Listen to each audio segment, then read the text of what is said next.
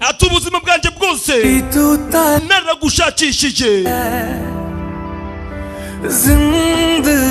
ati burya ndi kumwe nawe ubuzima buba burenze.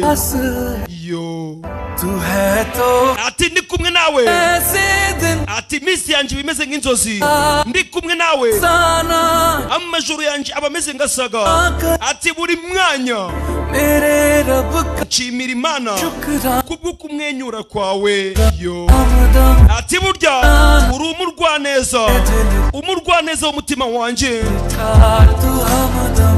Ati burya uri umurwaneza, umurwaneza, umurwaneza w'umutima wanjye.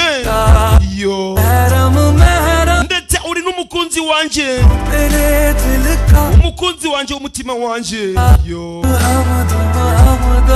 umugore ndetse arimo aragenda yibuka, agakomeza akagurisha ibikoresho byo mu nzu. Uyu mugore nta kazi yari afite, arimo arabikora ngo arebe niba yacikisha umugabo we muri gereza. Dore n'inzu ngo arayishyira ku isoko, inzu irimo iragurishwa. Ubuzima bwa muntu ni uruziga. Uyu munsi wa none ushobora kuba uri guhumura mu bantu, ariko ejo ukabanukamo ngo kubera iki ayigurishije.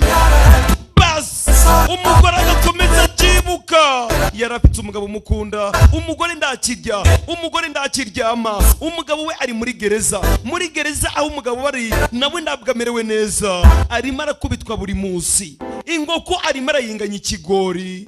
Yo